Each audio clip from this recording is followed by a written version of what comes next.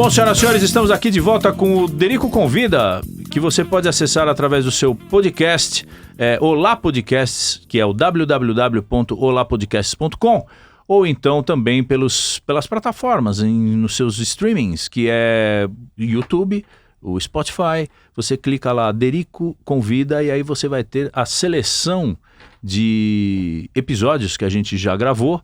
E hoje nós temos aqui um episódio de extrema elegância, de extremo conteúdo cultural e intelectual, porque estamos conversando aqui agora, começando já com o doutor professor Pasquale Cipro Neto. Derico, tudo mentira o que você Como disse. vai você? Eu você? sou normal, absolutamente normal, tá tudo bem, tô aqui, firme e forte. Você é absolutamente normal e isso é geleia. muito positivo. Isso é uma virtude para poucos. Tô Porque firme e poucos forte hoje aqui. são normais, não é verdade? É verdade, já dizia de perto ninguém é normal, né? Dizia Exatamente. Caetano Veloso naquela obra-prima dele, maravilhosa. Qual é a obra-prima dele? De perto, Vaca Profana, Ah, você se lembra?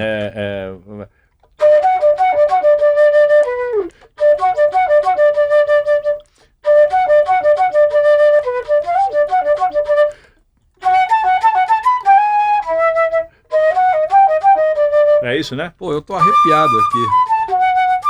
Dona de divinas tetas, la mala leche para los puretas. Puta, essa música Uma é bem legal mesmo, hein? maravilha, uma maravilha. verdade. Horchata de chufas e os plau, que é uma frase que tá lá na letra em Sim. catalão, né? Que em quer dizer o catalão. quê? Se eu não me engano, horchata de chufla é uma bebida deles lá, feita com amêndoa, se eu não me engano. tipo não a tenho marula. certeza. Não, a marula não, tipo é um uma... refresco. Um refresco. É uma coisa Uma feita coisa sem álcool. Na Itália, a orzzata é uma coisa feita com um extrato de amêndoas e água mineral gelada. Não, eu falei amêndoa não, mas é o frangélico que é feito de amênoa, né? O frangélico Frangélico é um licor de avelã, é isso? avelã. O de amêndoa é o amaretto. Amaretto, exatamente. E o horchata de chufa, se os plau, por favor, né? Se os plau, s'il vous plaît. Sim. É por aí. É isso. Você tem essa língua planetária? Você fala idiomas? Legal isso, língua planetária. Eu aprendi a falar em italiano, porque sou filho de italianos. Então, mas você foi, como é que se fala? Educado em italiano? Educado em italiano. Alfabetizado? Também, né? Porque pai e mãe italianos, meu pai era engenheiro, rigoroso nessa coisa do italiano. Aqui ou você nasceu lá? Aqui. Seu pai veio de lá? Meu pai veio de lá para fazer um trabalho aqui, embora acabou ficando. Mas aí conheceu mamãe? Não, eles já eram casados lá. E aí eu aprendi a falar em italiano e tal, só depois, com 3, 4 anos, é que eu comecei a falar português. Atrapalhou você ter falado o italiano antes de falar o português? Muito pelo contrário, eu acho ótimo. E é engraçado porque quando eu morei na Itália, estudei na Itália e tal, vou para a Itália toda hora. Quando estou lá, penso em italiano, quando estou aqui, penso em português. É uma coisa muito... Você sonha na língua que você está? Sonho. Isso é uma maravilha, benesse, né? E sem contar que o italiano, por ser das línguas neolatinas, é a mais próxima do latim, o italiano me ajuda muito no português, que às vezes quando eu faço lá as minhas viagens linguísticas e tal, e como é que é mesmo em italiano, tal, barará, e chego por meio assim de caminhos muito interessantes. Mesmo porque o modus operandi do italiano também tem muito a ver com a gente, né? O com italiano paulista, do sul, com o italiano do sul. De falar com o corpo, nós ser... aqui temos uma ideia da Itália, uma ideia meio estereotipada. Em que sentido? Porque pensamos sempre que a Itália é como os imigrantes italianos que vieram para cá. Eles são a maior parte esmagadora do sul. O pessoal do sul é um pessoal mais aberto, é um pessoal mais fraterno, um pessoal mais receptivo, mais caloroso. O pessoal do norte, Milão, Torino é um pessoal mais frio, um pessoal mais... Mas por conta do clima, inclusive? Não sei se é por conta do clima, talvez por tradição mesmo e tal, mas eles são mais arredios, são mais frios. Sim. Pra você ter uma ideia, uma vez em Nápoles, na Itália... Meu pai e minha mãe são de lá. Vocês são napolitanos? Não, perto de Nápoles, né? Eu uma vez fui a Nápoles e na estação central de trem, perguntei a um taxista onde ficava determinado hotel, né? Ele estava comendo um sanduíche, né? O taxista? O taxista. Dirigindo e comendo? Não, eu estava parado ali, tá. comendo um sanduíche, né? E eu me dirigi a ele, perguntei onde ficava a tal rua, né? E ele, a primeira coisa que fez foi me oferecer o sanduíche. Perguntou se eu queria, olha. né? Gentileza. Queria participar, né? Ele já estava comendo. Sim. Isso em Milão é impensável.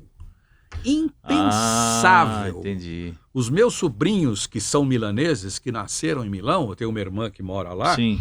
tenho 2 sobrinhos nascidos lá, eles não me deixam provar o sorvete deles. Por questão de coisa, posse? não é por questão de posse, é por questão... É hábito. Não, de jeito nenhum. Isso Você meu. Não toma no meu copo. É. De jeito nenhum. Lá no Sul, não, é o contrário. É comum. Comum a beça, é um negócio, quer dizer, a primeira coisa que o motorista fez foi me oferecer um pedaço, uma mordida no sanduíche dele. Né? E isso é uma coisa que você passou para legado da sua família, dos seus filhos falam italiano? Eu tenho 4 e 2, um deles fala bem, né? Porque você fala? Ou porque ele quis aprender? Ele quis aprender. Eu não tive tempo de fazer com eles o que meu seu pai fez com você. Né? Eu não tive tempo, eu trabalhava... Meu pai também trabalhava feito um desgraçado, mas eram outros tempos, né? Sim. O trabalhar como desgraçado há 40 anos é diferente do que trabalhar como desgraçado agora. Né? Eu saía de casa de manhã cedo, voltava de noite, eu não tinha tempo de fazer com eles o que meu pai fez. Mas eles se interessaram, os 4 foram estudar italiano, uns aprenderam mais do que outros, um deles aprendeu mais que os outros 3. A minha menina mais nova, por exemplo, neste momento está... Na Itália? Não. Está estudando italiano. Então, porque você estava na Itália, né? A gente estava conversando em off, aqui você estava lá, né? Eu já estive lá 3. Mas por quê? Porque você tem família lá? Tenho minha irmã que mora lá e eu fujo do Brasil sempre que posso. Então... Por quê? O Brasil está difícil, né? Tá. Mas Brasil... sempre foi difícil ou você está fugindo mais agora? Agora fujo mais do que antes. Né? Fujo mais do que antes. E dá resultado? Fugir é a melhor. Dá uma beleza, rapaz. Você esquece tudo, você anda na rua sossegado. Né? Você vivencia uma outra coisa, outra né? realidade. Então, você como Pasquale Cipro Neto, você acha que você tem você merece viver a vida que você tem na Itália mais do que você merece viver a sua vida aqui, por exemplo? Que pergunta cabeluda. Eu acho que todo mundo merece ter uma vida decente em qualquer lugar do mundo. Aqui é impossível? Aqui é impossível. Aqui é impossível. E está ficando cada vez mais impossível, né? Por que motivo? Me fale. Assim, tudo bem, eu até imagino qual será a sua resposta. Mas eu queria ouvir de você o que te leva a merecer uma vida fora do Brasil, sendo brasileiro. Nós temos, sendo ítalo-brasileiro, ítalo-brasileiro. Tenho as 2 cidadanias. Sim. Nós temos uma desigualdade social brutal no Brasil. Brutal. Que lá não tem? Que lá não existe. Não é só na Itália, estou falando. Sim, na Europa. Itália, Espanha, Sim. Portugal, Sim. França e tal, né? Alemanha e por aí vai. Não existe essa brutal, essa pirâmide social. Esse gap social. Terrível, essa coisa horrorosa. Né? Lá não existe isso. Né? Aqui a coisa sempre foi ruim, o Brasil sempre teve uma distribuição de renda péssima. Sim. Melhorou um pouco em determinado período, em anos recentes, e piorou demais nos últimos 3 anos e meio. Um negócio brutal. O que está acontecendo no Brasil nesse desgoverno é criminoso. É um negócio... Não é pandemia. Pandemia como desculpa não vale, porque a pandemia não pegou o Brasil, a pandemia pegou o mundo. Né? E o descalabro que se vê no Brasil não se vê lá. Não, de jeito nenhum. Então, mas por exemplo, a pandemia, quando você vai para a Itália, o estrago lá é um estrago diferente do estrago daqui? A pandemia, eu digo. Itália, Portugal, eu vou muito porque a Itália Portugal. Ficou parado durante muito tempo. A Itália foi o primeiro país a receber a visita do vírus. Né? O vírus chegou lá primeiro. Entrou lá. Eu estava lá quando foi decretada lockdown total. Aquela coisa você via toda. Aquelas ruas paralisadas. Eu estava em Milão, eu morei em Milão, estudei em Milão e eu estava lá, porque eu vou lá com frequência. Rapaz, eu estava na Bélgica, em Bruxelas, eu peguei um avião para Milão. Quando eu desci no aeroporto de Milão, num dos aeroportos de Milão, o modus operandi... tudo. médicos, Sim. aquelas roupas todas de desintoxicação. e equipamentos e não sei o quê. Guerra, né? E a cidade vazia. E tinha acabado de 20 de março, né? 18 não, de março. fevereiro. Fevereiro, né? Fevereiro. Aqui foi março. Último domingo de fevereiro, se não me engano. Tinham acabado de detectar o vírus. Já havia um esquema de guerra. Né? Scanner, aquele negócio todo e tal. Pô, aqui o negócio chegou e continuou tudo uma mês festa, depois, Por Teve sorte, o carnaval. Imagina, cara. Por sorte, eles têm lá um sistema de saúde público, um sistema público de saúde muito forte, que no começo foi devastado, porque o não vírus... dava conta, né? Não dava conta. O vírus fez um estrago brutal, mas rapidamente eles conseguiram se equilibrar. A Espanha passou pela mesma situação, a França passou pela mesma situação. Nós aqui vivemos uma situação muito pior e com descaso, né? Descaso do poder público, descaso do Ministério da Saúde e de outras... Uma incompetência, né? Incompetência, descaso, maldade, né? Tudo isso. Então, e aí você está se descolando do país? Não, é impossível. É impossível, porque a minha mulher reclama muito que a gente sai do Brasil, vai e a primeira coisa que eu faço é abrir os jornais brasileiros para ver as notícias para ver daqui. o que está acontecendo. Mas ela reclama por quê? Porque você deveria se descolar? Ela diz que eu deveria me descolar, porque isso faz mal. O Brasil faz mal, né? E a gente morre de Brasil, né? A gente morre de Brasil. O Brasil é tóxico, né? O Brasil é extremamente tóxico. Então, mas você se sente viciado no Brasil? Como droga? Eu sou ítalo-brasileiro.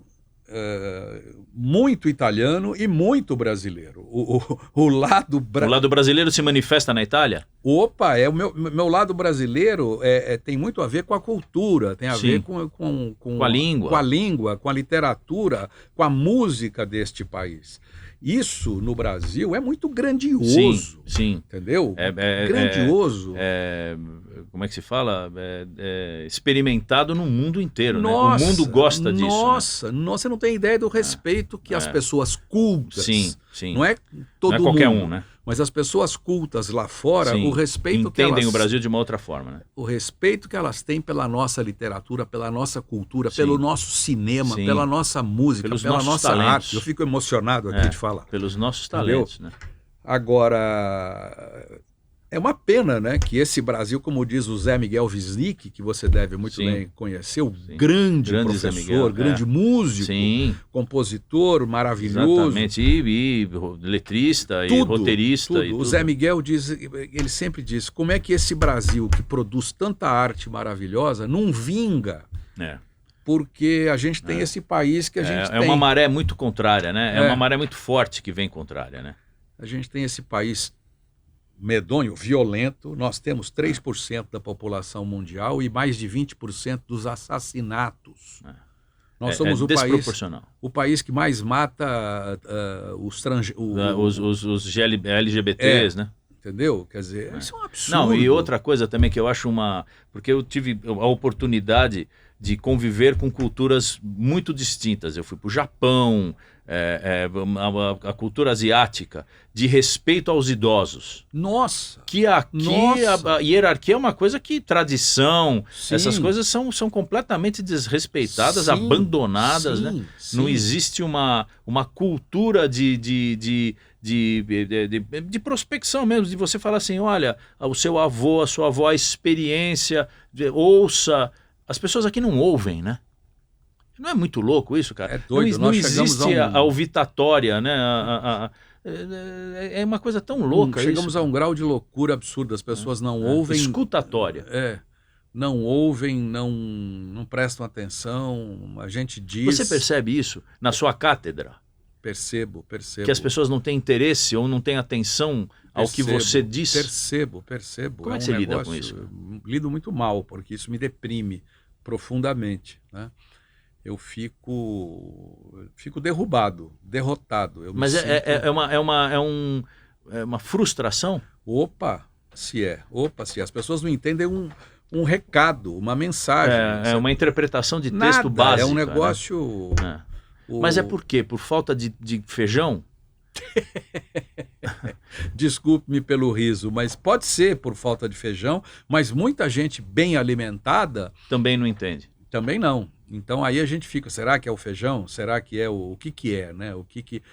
A gente vive um tecido social no Brasil muito esgarçado, um Sim, tecido social, É, sabe, que é um negócio espanado, né? espanadíssimo. E aí esse discurso meu aqui, por exemplo, essa conversa nossa, alguém que talvez nos esteja vendo vai dizer papo de comunista. Pô, para com Não pode isso, ser, não para pode com ser. isso. Duvido Antes- muito que alguém vai falar um negócio. Será que fala isso, Opa, cara? antes mesmo? de você dizer papo de comunista, né? Cadê a câmera que está me pegando? Todas é aquela? elas, Toda? é. Todas. Antes de você dizer isso, valeu o que é ser comunista. É, Entendeu? exatamente. Então, a Alemanha, que é de direita, Sim, entendeu? É de direita. A Merkel, que saiu outro dia, sim. né? Era direita. Direitíssima. Esse papo meu aqui é um papo perfeitamente condizente com o que acontece na acontece lá. Alemanha, por exemplo. Exatamente. O primeiro-ministro da Itália, o Mario Draghi, é um banqueiro. Sim, Agora, capitalista. capitalista. Agora, ouça o discurso dele. Sim, Toda vez que há uma data cívica na Itália, por exemplo, as datas que dizem respeito à liberação da Itália do fascismo, sim. ele fala com todas as letras que isso é um horror, que isso é uma tragédia. Outro dia ele disse, existe uma frase que vocês todos já ouviram, brava gente, siamo Sim. tutti brava gente, é uma frase italiana que quer dizer somos todos pessoas boas. Boas. Esse brava não quer Não dizer... é de braveza. Não, é de aquele bravo de incisivo, bravô. Sim, aquele... de bravura. Siamo tutti brava gente. Ele disse outro dia, nem sempre fomos brava gente, porque já fomos um horror, Sim. já fomos um terror. Já nos deixamos levar pelo inferno. Pelo inferno do maldito Mussolini, Sim. entendeu? E ele é um banqueiro. É um banqueiro. Agora, cá para nós, já que estamos chegando nesse ponto do papo, Mussolini, Hitler, eles tinham uma inteligência Tinham. muito particular, porque para eles abrangerem tanta gente, conseguirem convencer no papo tanta gente, você não pode desprezar uma inteligência dessa, né? O cara era muito inteligente, só que ele usava para o mal, ele usava para o lado negativo da força, Darth Vader e tal. Sim. Mas, e aí você fica pensando, pô, se ele pegasse toda essa inteligência, toda essa disposição e usasse para o bem, ele seria um Gandhi, por exemplo? Como é que você vai saber? E o inverso. Se Gandhi, se Buda pegasse toda a inteligência e falasse assim, agora eu vou matar todo mundo, tal, ele seria um ditador, ou são inteligências distintas? O problema, para mim, está na essência da humanidade. Eu não acredito na humanidade, então... não? Não, de Por jeito quê? nenhum. Por causa disso. Mas você acha que a humanidade é uma sociedade perdida? Eu acho que é um caso perdido. É porque mesmo? é muito fácil prosperar a ruindade. Mas a benesse também não é fácil de prosperar ou é mais difícil? Prospera com muito mais dificuldade. Por que você acha isso? Sei lá, acho que a essência do homem é... para o mal? Quanta gente não compara o homem com o bicho. Mas o bicho não é mal. Então, o bicho não é mal, é isso que eu estou dizendo. Compara o homem com o bicho porque o bicho, o animal dito irracional, ele se apoia nas necessidades de sobrevivência. De sobrevivência e para por aí. Né? E para por aí. O animal tem o dom de não fazer nada, né? Porque ele já fez tudo que ele tinha que fazer, agora eu vou fazer nada. Hiberna. O ser humano não pode hibernar. Não, ele fica maquinando. Exatamente, é uma mente poluída. Você vê esse pessoal, eu morro de rir quando alguém diz, isso foi dito durante muito tempo, você deve se lembrar. Vou votar em fulano porque ele é rico e por isso não precisa roubar. Eu dou muita risada disso, né? É um absurdo, porque esse povo parece animal no cio. Na verdade, o inverso do que você falou é que a grande parte da civilização que é solidária vem das partes mais pobres da comunidade. É o vizinho da favela que pega metade do açúcar que ele tem para dar para outra pessoa que não tem nada. Exatamente. O rico não quer, ele não atende o telefone. Nem atende a porta. Exatamente. Odeia pobre, tem nojo de pobre. Que coisa isso, né? Uma coisa terrível. Então, mas volto a dizer, por exemplo, você, para angariar um fã, você tem que fazer muita coisa bacana para o cara chegar para você e falar assim, puta, eu gosto de você. E ele vai tentacular isso para mais 4, 5... Agora, faz uma cagada. aquele cara vai te odiar e vai passar para 1000. Nossa, e vai dizer que você fez aquilo e muito mais que você não fez. E porque você não gostava dele. É para mim que ele fez essa coisa errada. É. Então, mas você acha que isso é uma coisa estrutural do ser humano, cara? Pelo que eu entendi que você falou? Eu não sei se é estrutural, mas em suma, eu sei que, digamos que a gente tenha uma maioria... pensando contra. Sabe, pensando contra... Mas isso na Itália é igual? Em todo lugar do mundo é assim. Quer dizer, claro que quando o sujeito vive bem, quando o sujeito nasce num lugar mais estruturado, né, e tem escola e tal, a tendência dele é dissipar isso. Aquietar esses instintos. Sim. Eu vou muito ao Uruguai.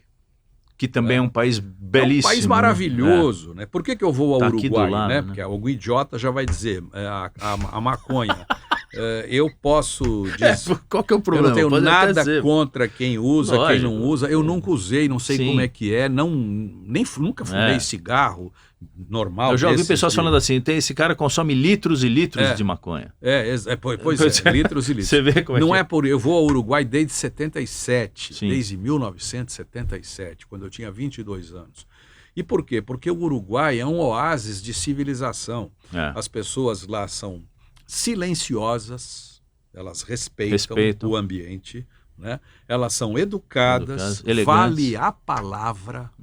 Vale a palavra. Tem o tal do... É um negócio impressionante. Tirando o lado do futebol, que é o uruguaio quando joga a bola vira um bicho. Mas o argentino também vira um bicho. O brasileiro também. Nossa, o brasileiro, pelo amor de Deus. Né? O uruguaio vira um bicho. Sim. Mas é uma competição, né? É o lado competitivo do...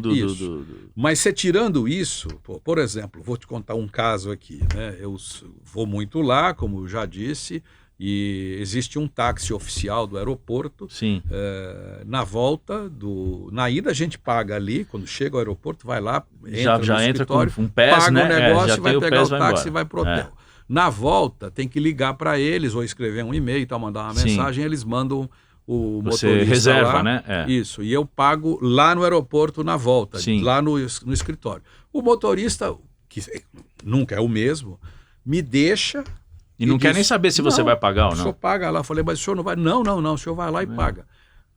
Eu digo para ele, olha... a palavra sua, né? Cuidado, hein, porque isso pode não dar certo. Eu, claro, vou lá e pago. Mas pode não dar certo. Eles acreditam. É uma outra... É que nem o ticket de bonde em Amsterdã. Sim. Em você Viena, paga em tudo quanto é lugar na Itália. Ninguém te pega, não tem o cara do Krupp fazendo... Nada. Você tem que... Eles acreditam que você está entrando naquele bonde porque você pagou. De vez em quando aparece um fiscal. Mas é muito raro, né? De vez em quando e quer saber se você validou o bilhete ou não. Exatamente. Tem que validar. Essa coisa do levar vantagem não é uma coisa mundial, né? Não, de jeito nenhum. É uma coisa muito restrita. Voltando ao Uruguai, eles têm escola. O Uruguai tem apenas 2% de analfabetos. 100% de escolas informatizadas. Todos os meninos na escola, todas as crianças na escola. Isso faz uma diferença. Isso estrutura uma sociedade. Isso faz uma diferença muito grande. Você pega qualquer táxi em Montevidéu, o motorista sabe conversar com você de qualquer assunto. Tem discernimento, né? Uma coisa... Educação é fundamental, educação de verdade. Educação libertadora, aquela que mostra para o sujeito. Por exemplo, hoje está em moda no Brasil falar mal de Paulo Freire. Tem a santa... Bando de ignorantes, primeiro, né? Bando de ignorantes. Nunca leram uma página de Paulo Freire. Por que se fala, por que pegam o Paulo Freire para Cristo? Qual é a ideia que a pessoa tem de desconstruir... Então, mas por conta disso vamos desconstruir o cara. Primeiro que ele não é. Ele foi adotado e discutido e lido em trocentos países de línguas capitalistas. Exatamente. No Canadá, no Reino Unido, ele é o educador mais citado em artigos em toda a história da pedagogia. No mundo, né? Quer dizer, como é que é possível, no país em que ele nasceu, ele ser execrado? A gente ouvia essas idiotices todas de gente que nunca leu meia página, não sabe o que é. Explique o que é. Não sei. Pô, então fique quieto. Por quê? Porque esses malucos que estão aí, esses que Eles estão... desconstroem. O negócio deles, como disse o fulano lá, eu não digo o nome dele, como disse o fulano, eu não vim para construir, eu vim para destruir. Entendeu? Aí, ou então Os xiitas fazem isso, né?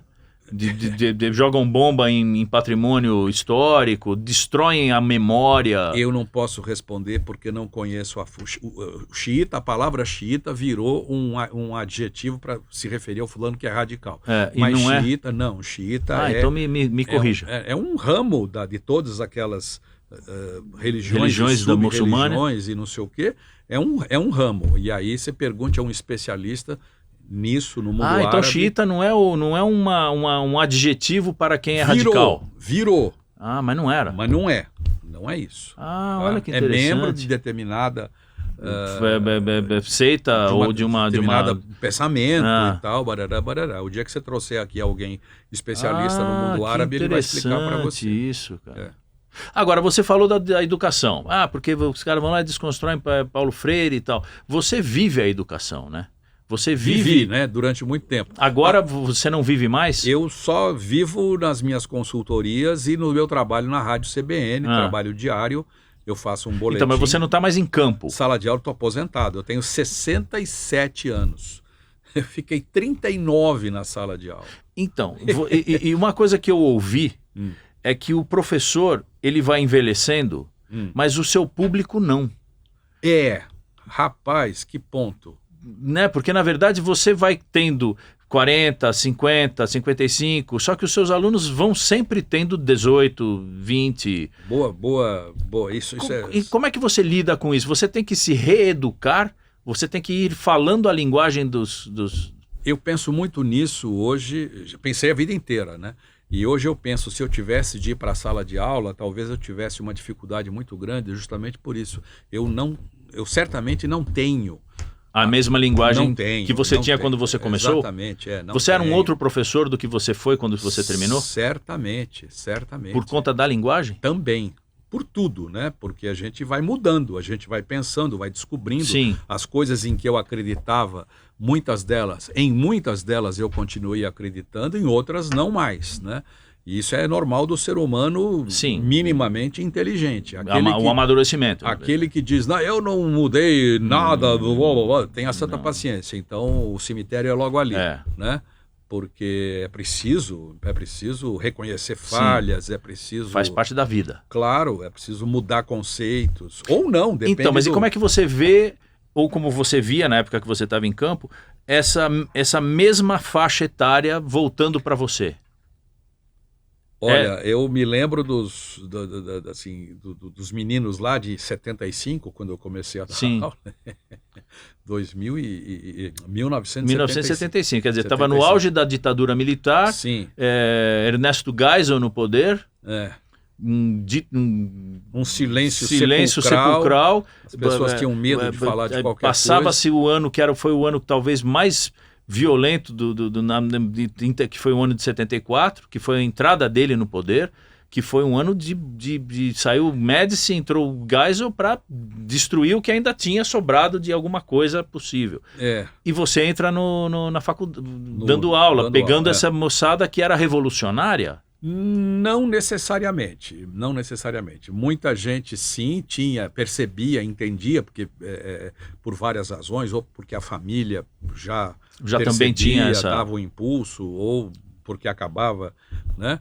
Mas percebia muita gente percebia, mas muita gente não tinha a menor ideia do que se passava, e as pessoas, sobretudo aquelas que limitam a vida a casar e ter filho, almoçar, jantar, fazer xixi, cocô, né? Os alienados. Esses acham que tá tudo bem, imagine, não está acontecendo nada, né? Ou então aquela famosa frase bem idiota, era só não fazer nada errado. Né? Sabe o que eu fazia de errado? Eu entrava no ônibus para ir para a faculdade. Sabe o que acontecia comigo? Olha quanta coisa errada eu fiz na vida. A polícia chegava, fechava o ônibus, tirava todo mundo, enfiava num caminhão, mandava sabe Deus para onde. E veja qual foi o meu erro. O meu erro foi ir para a universidade. Era você estar no lugar errado na hora errada. Ou então no lugar certo. Trombar com um coturno que não ia com a cara. Dizia que você está fazendo na rua. Pô, qual é a pessoa que tem saco para responder o que você está fazendo na rua? Ficar dando detalhe Da sua vida pessoal. Na rua. Eu estou fazendo o que me interessa. É a restrição de ir e vir, né? Não se podia dar uma resposta atravessada. De jeito nenhum, porque isso já era motivo para o camarada ser preso, sumir. Torturado. Entendeu? Dependia do grau de loucura do coturno. Ou do humor, né? Se ele acordou com o pé direito, com o pé esquerdo e tal. Então, quer dizer, ditadura é a coisa mais idiota que o ser humano já inventou. Qualquer idiota é muito pouco. Qualquer ditadura, não merece nosso respeito. Seja lá quem for, qualquer ditadura não merece nenhum respeito. Mas nada. O Brasil perdeu grandes cérebros. Sim. Na ditadura de 64. Perdeu muitos cérebros, muitos, que foram embora e foram brilhar em outros lugares do planeta. E a gente ficou aqui. Perdas irreparáveis. Perdas irreparáveis. Né? O Brasil perseguiu Mário Schoenberg, né? Que era discípulo de Einstein. Foi se refugiar na casa do Jô. Exatamente, na casa do Jô. Ele viveu lá. Um grande cientista brasileiro. Veja a que ponto chega. Era um físico. Físico. Mário Schoenberg. Discípulo discípulo e convivia Einstein. com Einstein, né, e tal. Quer dizer, imagina, olha que mente brilhante. Você imagina. O que ele poderia ter oferecido para o Brasil. Você imagina. Pois ofereceu, fez. Mas poderia ter feito muito mais, né? Ele poderia ter feito com paz. O próprio Paulo Freire foi exilado, né? Precisou ir embora. Sim. Né? Precisou ir embora porque... E muitas pessoas da política que eram do bem, né? Que faziam uma coisa para fazer o Brasil florescer. Não, vai embora para o Uruguai, vai embora, vai viver no Chile, vai viver... vai para... Some daqui. Some daqui. Sem contar os que foram mortos, né? Os Exatamente. que desapareceram. Quem é essa mulher que canta... Lembra essa música?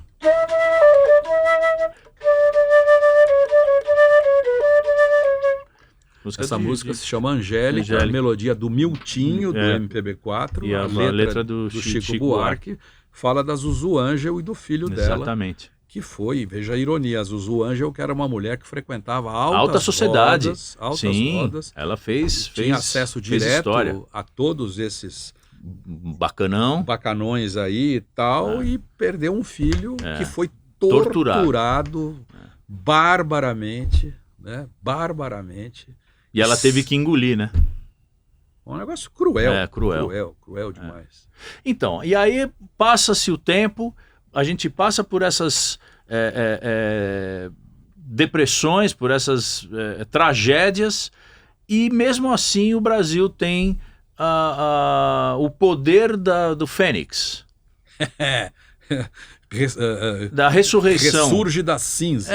Porque o Brasil ele se torna possível, viável, aí vem uma outra bigorna e detona, e aí você vai lá, porque aí o agronegócio, e aí você vê a possibilidade do Brasil no mundo, e aí a bossa nova vem, e aí você vai tocar, e o Brasil vai, e você...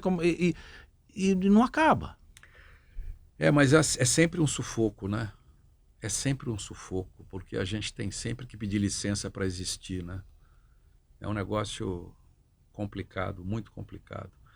Essa desigualdade, o Joaquim Nabuco dizia, né? Aliás, alguém que você poderia convidar aqui, se eu pudesse... Por favor, sugira. Metido, pelo amor de Deus. Intrometido, né? O Laurentino Gomes, que fez o livro, né? Acabou de lançar o terceiro livro da trilogia. Da trilogia de 1800, né? Trilogia, o terceiro livro... da escravidão. Sim. Ele fez o 1822, 1808, 1822 e 1889. Isso, e depois fez Escravidão 1, 2, 3. Agora, ele pode explicar muito bem isso, quer dizer, como o Joaquim Nabuco dizia, que a escravidão permanecerá durante muito tempo enraizada na vida DNA brasileira. Um negócio... Então, é uma coisa... E nós não passamos porque isso a pobreza dá voto, né? A pobreza dá tudo, dá ela dinheiro financia, camaradas que já têm muito dinheiro. Por incrível que pareça, a pobreza financia.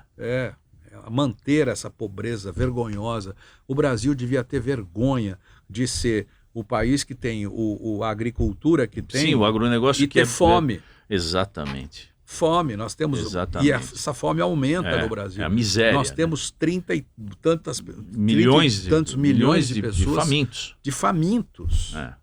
Famintos. Isso é uma vergonha. Você sabe que eu viajei... Eu não sei como é a sua vida dentro do país. Se você viaja muito para dentro do país assim... Eu só não pus os pés num estado brasileiro, Roraima. O resto... O resto você já conheceu tudo. Tudo, trabalhando. Então, você não se depara com capitanias hereditárias? Opa!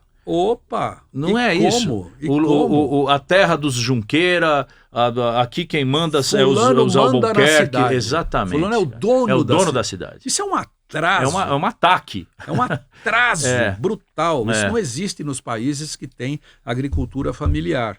Né? Exatamente. Itália, por exemplo. Sim. Portugal, por exemplo. Sim. Mas é pequeno. E daí? Estados Unidos, a mesma coisa. É equilibrado, né? Aliás, essa é outra burrice que se fala no Brasil. Né? Que os Estados Unidos Não, a burrice de dizer que reforma agrária é coisa de comunista. Reforma agrária não é coisa de comunista. É coisa de capitalista. Comunista tira a terra. Sim. Desapropria a terra. Reforma agrária é coisa de capitalista. É dividir para que dê mais renda. É fazer de tal modo que todos consigam ser consumidores. Veja o que é a agricultura na Itália. Veja o que é a agricultura na Dinamarca, que é um país desse tamanho. E que muito mais eficiente. Não há centímetro quadrado na Dinamarca. O Japão cultiva na montanha. Tudo. Quer dizer, não tem cabimento. Nós temos ou a gente vira mesmo um país sério e entende que o sol nasceu para todos, né? E que a gente precisa criar oportunidades para todos, né? Ou a gente vai ser eternamente essa vergonha mundial. Então, agora vamos lá. Eu não sei se existe uma regra para isso ou se existe uma solução. Bom, solução lógico que existe, mas assim, um caminho. Como que se chega, por exemplo, a Suécia? A Suécia tinha miséria. Então, há 300 anos... Não, há 100. Mas eu sei, assim, por exemplo, a sociedade era brutal na Suécia há 300 anos. As pessoas lá era terra de ninguém, existia uma lei que só funcionava ali, o cara... De repente, a Suécia se torna o país que se tornou. Singapura, há 70 anos, Singapura era um monte de gente que ficava agachado catando arroz, com um chapeuzinho lá, não tinha nada. De repente vira uma coisa... Tal, não sei o quê. O Brasil, cara, há 500 anos vive uma capitania hereditária. Uma capitania hereditária e é um grande país de patinação, né? Porque a gente patina e não sai do lugar. Por conta de filosofias que se propagam? Se propagam e se mantêm. Um país que tem uma capacidade intelectual longeva, ou seja, não muda, não acaba, é aquilo ali sempre. Como é que faz para se mudar a geração? Quantas gerações a gente precisa para fazer com que o que tem hoje deixe de existir, por exemplo? É o que eu me pergunto sempre. Outro dia conversava sobre isso, converso sempre, né? Mas conversava sobre isso com minha mulher, né? Porque eu dizia para ela, mas meu Deus do céu, nós tivemos ditadura, o Uruguai teve ditadura infinitamente mais curta. A Argentina teve ditadura infinitamente mais curta. O Chile teve ditadura não tão curta quanto a do Uruguai. Mas sangrenta também. As pessoas lá são educadas, elas são cultas, elas leem, elas sabem. Por que aqui... E não adianta jogar a culpa só nessa ditadura, 64 a 85. O histórico todo nosso. A gente sempre segregou. Então, mas não é coisa de português? É a diferença entre português e espanhol? Olha... Porque só o Brasil é português na América do Sul, não é? Como diz Caetano Veloso na Luz América Latim em Pó, naquela música língua, Flor do Lácio Sambódromo, Luz América Latim Pó, o que quer, o que pode esta língua. Elza Soares, grandes Elza Soares. Caetano Veloso e Elza Soares no disco Velô de 1984. Exatamente. O Caetano diz lá, Luz América, né, que nós somos o único país da América que fala lusitano. Português. Olha, isso é uma questão muito delicada, mas o modus operandi português... Põe-se a culpa em Portugal sem medo de ser feliz? Uma boa parte dela, sim. E o contrário também é possível? Põe-se a culpa no espanhol por ser o que eles são? Olha, o espanhol é diferente do português? O colonizador sempre foi canalha Qualquer que seja a sua Cortés nacionalidade. matou Os Montezuma. ingleses fizeram o diabo, os franceses fizeram o diabo, os belgas fizeram Sim. o diabo, os italianos fizeram o Sim. diabo. Né? Chinês fez o diabo com o japonês. O diabo. Por isso que eu digo para você que aquela coisa da essência da humanidade. Mas, porém, no nosso caso aqui, particular, a coisa portuguesa aqui foi muito terrível, né? Então, mas por que Portugal funciona e o Brasil não funciona? Mas Portugal funciona faz pouco tempo. Era uma... até 74, pelo era um amor horror, de Deus, né? pelo amor de Deus. É verdade. Até 74 aquilo era um país que não existia, era um atraso, né? Era um apêndice na Europa. Nossa, era uma pulga da qual a Europa queria se livrar. Exatamente. Né? Um cachorro, né, que queria se livrar. Então, e o que aconteceu para que Portugal se tornasse Portugal? Aconteceu primeiro a queda da ditadura, a queda de verdade, em 25 de abril de 74, a Revolução dos Cravos. Aconteceu a queda da ditadura e o entendimento de que a sociedade tem que ser aberta, tem que ser plural, tem que ser igualitária, tudo tem que ser para todos. Houve um forte investimento da comunidade europeia, da União Europeia, que não admitia Portugal, porque Portugal era uma ditadura, a primeira condição é ser democracia, o mesmo com a Espanha, né? E aí juntou tudo, né? Juntou essa noção de realidade. 74 são 50 anos, vai? São 40 50 anos, vai, para fazer conta redonda. Tá. Quantas gerações se faz em 50 anos? Muitas, né? Quantas? 10? Não, 10 não, mas 7, 6? 6, 7. Em 6 gerações, 5. Portugal saiu de em setênios. Setênios. Né? São 7. Então são 7. 7 gerações. Em 7 gerações, Portugal saiu do limbo e foi para uma situação um pouco bem mais... melhor, infinitamente melhor. 7 gerações no Brasil, você acha que daria? Você acha que o Brasil em 2070 a gente vai estar Não estaremos melhor? Aqui, Derico, querido, para ver isso, mas eu juro por... Uma vez a revista Veja fez uma matéria, faz tempo para burro, foi matéria de capa, perguntou a Deus e o mundo, o Brasil vai dar certo? Por quê? Por que você acha que o Brasil pode dar certo? O Caetano Veloso respondeu, o Brasil vai dar certo. Sabe por quê? Porque eu quero que dê. Né? Sim, tem que ter vontade. Só foi a resposta dele. Pode ser que dê certo isso daqui a sei lá quantos anos, 50, 60. Sim.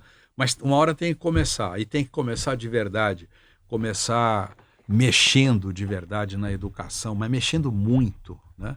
Quem você acha que poderia hoje, no espectro que a gente tem, começar um movimento desse, por exemplo?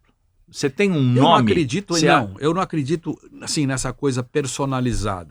Tá certo, a pergunta foi... Mas assim, você acha que existe um movimento criado para isso? Tem muita gente no Brasil que sabe pensar a educação direito. Né? Muita gente. É só procurar, é só ir atrás dos especialistas, que são muitos e são competentes, né?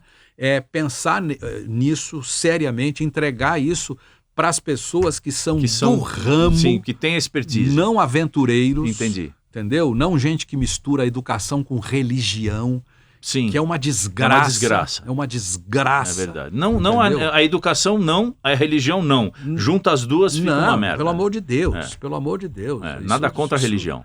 Cada um que tem a sua, mas pelo amor de Deus. São duas educação coisas não tem nada a ver com isso. O Estado não tem nada a ver com religião. Nada a ver com isso. O Estado tem que ser laico. Aliás, toda a experiência em que o Estado e a religião se confluíram ficou uma bosta, né? Só deu... Isso desde os Templários. Desde sempre. Você se colocaria num grupo desse? Por exemplo, você se disporia ou você não tem mais esperança? Me deixe em paz. Não, que eu já não aguento mais. Me deixe em paz. Mas você está mais nessa? Ivan Lins e Vitor Martins. Elis Regina, 1972. Gravou. Eu já não aguento mais. Me deixe em paz. Fica aqui. Primeiro disco da Elis com arranjo do César Camargo Mariano. Um disco brilhante, antológico, disco de Águas de Março. Exatamente. Uma obra-prima atrás da outra. 20 anos Blue, de Sueli Costa e Vitor Martins. Que beleza. Hoje de manhã, quando acordei, olhei a vida e me espantei. Essa música é atualíssima. Atualíssima. Onde é que eu estava? Eu me perco na música. Não. Eu estava perguntando para você se você se colocaria num grupo de... Olha... Sim, eu eu faço isso no meu trabalho na CBN, por exemplo. Eu todo santo dia tenho lá meu boletim e eu falo da língua como ponte entre o mundo, entre o indivíduo e o mundo, né? Eu sempre que posso toco nesse assunto, que é o papel da educação. A educação existe para isso, para libertar o cidadão. Sim. Ele Criar elos, né? Ele aprende a ler, não é ler, saber Não, que B com A dá bar, não é isso, não. Isso, é aquela coisa, como dizia Paulo Freire, a leitura do mundo precede a leitura da palavra. Sim. Entendeu? A leitura do mundo precede, vem antes. Sim. Primeiro o camarada entende o mundo para depois entender, codificar a coisa ali. Isso, é por aí. É por aí. Você se disporia? Você já teve algum tipo de convite nesse sentido? E você declinou? Declinei porque o poder é uma coisa assim, eu não quero poder, eu nunca quis. Já fui convidado para ser candidato a A, a B, para me filiar ao partido A. Então, mas aí você... É horrível isso, né, na verdade, né? Porque você vê que a máquina é uma coisa que vai te corromper em algum momento. A máquina, a mim não corromperia não, porque corromper, eu não estaria que eu não digo, não, mas eu digo assim, a partir do momento que você entra na máquina, é impossível você não ser obrigado a conviver com a não sei fazer, o quê. Tem que fazer vista grossa para muita coisa e tal. Mas alguém tem que fazer esse trabalho, entre aspas, sujo. Muita gente tem competência para fazer esse trabalho, sim, de aguentar esse tranco. Sim. Ter estômago para isso. Ter estômago para isso, né? Você acha que você consegue fazer muito mais estando fora do que dentro? Acho que sim, claro. Eu sou da mesma situação também. Lógico. Eu acho isso também. Falando de música. Ave Maria, eu adoro isso. Eu estou na profissão errada. Porque eu ouço muito você e eu tenho muita sinergia com muita coisa que você fala. Pelo seguinte, uma pergunta. Você acredita no que se produz musicalmente hoje? Ah, sim. Há muita coisa ruim por aí, né? O Milton Nascimento disse outro dia que a música brasileira tá ruim demais, faz-se muita porcaria e tal. O queridíssimo Zusa Homem de Melo, meu lá querido no céu, amigo, querido meu vizinho. Zusa, maravilhoso. Maravilhoso. Né? O último programa, eu acho, foi um grande amigo que ele fez fora da Rádio USP, sim. Né? Do programa dele na USP, foi comigo lá na CBN, eu, o Zusa e o Roberto Mendes, compositor baiano maravilhoso, que faria um show em São Paulo naquele dia e no dia seguinte. Eu perguntei isso para o Zusa, e aí, a música brasileira está... Né? Fadada? Ele disse, ele usava muito essa palavra, o hit. O hit é ruim. O que faz sucesso, o que é famoso é muito ruim. De fato, pelo amor de Deus, eu não consigo ouvir isso de jeito nenhum. Porém, mas há muita gente fazendo coisa boa. E por que não se propaga isso para o mundo? Porque o que se vende é uma coisa tão pequena, menor, superficial. Né? Porque é o mercado que dita isso? É o streaming? Eu acho é a coisa de cada vez mais a música é um mau gosto. É um mau gosto. Muito mau gosto. Porque um país que tem aquele pianista lá, aquele músico lá de Recife, o Amaro, sim. Né? Que é uma sumidade. Né? Uma sumidade, o crioulo, e tanta gente brilhante, sem contar os mais velhos, sim. Né? Que são... Já, além de tudo, tem experiência, tarimba. E podemos pegar a geração seguinte, esse povo, o Lenine, o Chico César, o Zé Cabaleiro, são todos gênios, né? Sim. Gênios. O Paulinho Mosca e Companhia Bela. Exatamente. E tantos outros. E esses meninos novos que estão aí, o 5 a Seco, que já não existe mais. Já não tem mais. Mas que estão lá. As meninas da música brasileira, do choro. São, nossa senhora, tanta gente maravilhosa. O Celso Viáfora, que é um baita... Celso Viáfora, tocamos junto, gravei com ele, um monte de coisa. Celso Adolfo, lá de Minas, o Meu Coração Brasileiro. Né? Rafael Altério. Rafael Altério, que é um monstro, né? É um monstro. Recluso, ele fica lá no cantinho dele, lá em Avaré. Não, é perto de Avaré. O Gargalândia. Gargalândia, que ele é o Garga. Né? E grande Altério, a mulher dele, que é maravilhosa, letrista. Né?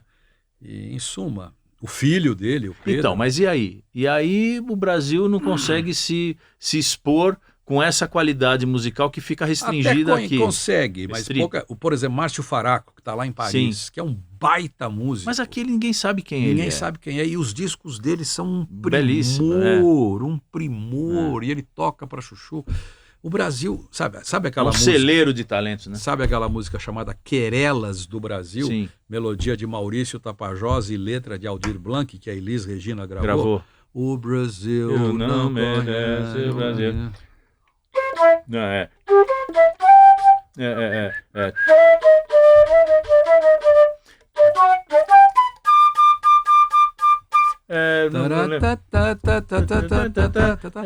É uma maravilha isso, quer dizer, o Brasil não conhece o Brasil, né? Pois é. O Brasil nunca foi ao Brasil e por aí vai, quer dizer, o Brasil é grandioso, esse Brasil com B maiúsculo, dessa arte magnífica, de escritores magníficos que estão aí, que pouca gente conhece. Sim. Né?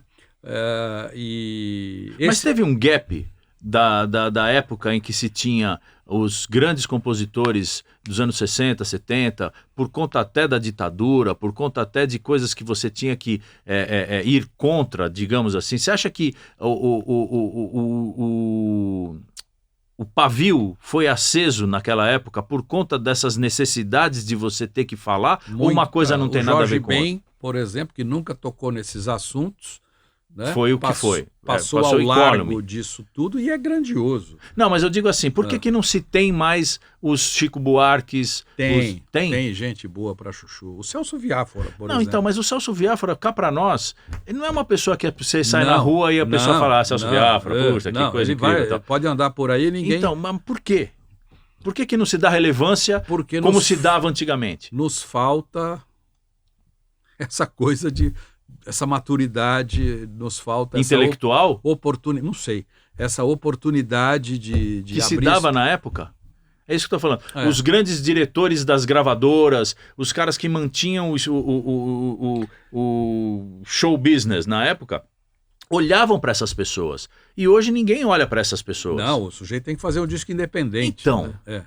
Por quê? Porque o tal do mercado, como você disse, o tal do mercado é composto por um espectro que não está... É assim que funciona. Que é assim que funciona, não dá bola para isso. A música, como se diz por aí, a música cabeça, Sim. A música que faz pensar, Sim. Que é ao mesmo tempo beleza e reflexão. Sim. Não é? Um conteúdo com história para contar. E beleza e encantamento. Sim. Isso aí... Se perdeu? Se perdeu, pelo menos no grande público se perdeu. Né? Claro, você vai dizer para mim, mas o Milton não lota? Lota. Né? Mas ele lota de um público que é dele, na verdade. Ele não 2 angaria... fins de semana, 3. Ele não angaria mais um público jovem. Não, de jeito nenhum. Todos eles. Né? E é uma coisa... Triste. Triste. É um negócio... sabe, todo mundo tem que ter seu espaço, mas não pode concentrar. Como eu disse já aqui, eu odeio qualquer ditadura. Por exemplo, Sim. Essa ditadura desse gosto musical que é só isso. Como é que se fala? O estilo, né? Não dá. Pelo amor de Deus, espaço para todos, pelo amor de Deus. Espaço para todo mundo, né? Senão a coisa não funciona. A gente, como diz o Lenine, né, o grande Lenine, Sim. De monocultura já basta da cana. É verdade. Ele que é pernambucano e sabe bem o que diz. Exatamente. Né, em relação a isso. De monocultura já basta a da cana. Não pode, de jeito nenhum. Você vê, o Lenine é um gênio, maravilhoso, gênio. Entendeu? Agora... Ele vive à margem do sucesso. Desse sucesso aí, sim. Ele tem o público dele, o grande público dele, sim, é um público grande. Sim. Mas é infinitamente menor do que os grandes festa de peão. Essas coisas que fazem sucesso. E são de gosto duvidoso. Seus filhos têm essa capacidade de discernimento que você tem? Ou eles já se renderam a um pouco do que é o mainstream da... Não, eles nunca ouviram essas coisas que fazem sucesso.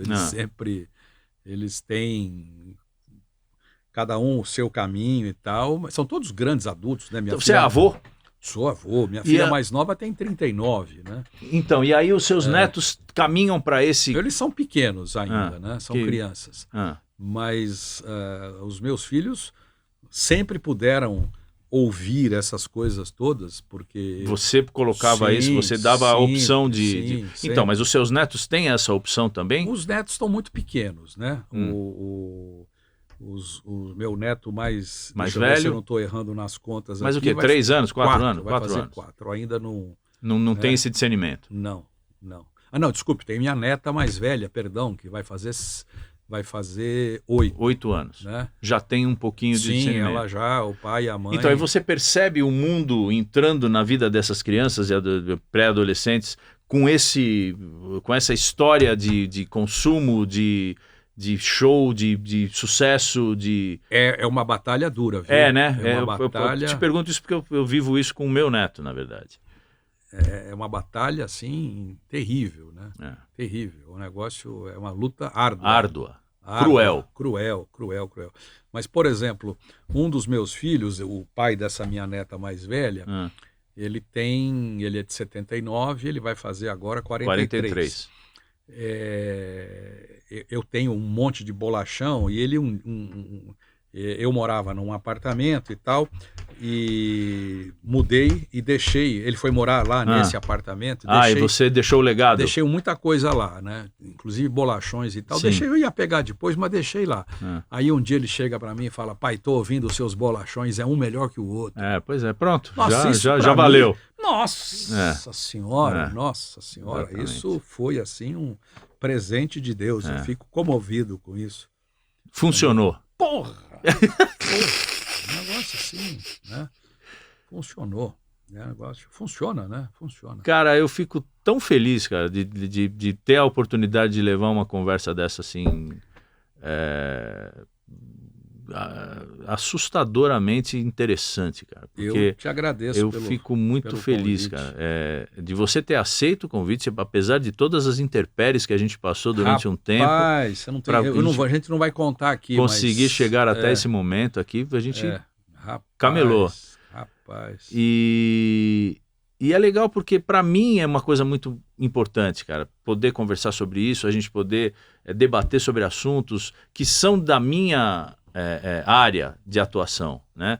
De entretenimento, de cultura, de você ter um legado para passar para as pessoas. Você vê esse monte de molecada, eu viajo, faço muita palestra, muito workshop para criança e adolescente mesmo, vou em bandas guarda-mirim, essas músicas, gente com banda fanfarra, que também é uma cultura que não existe mais, né, cara? Do coreto, de você...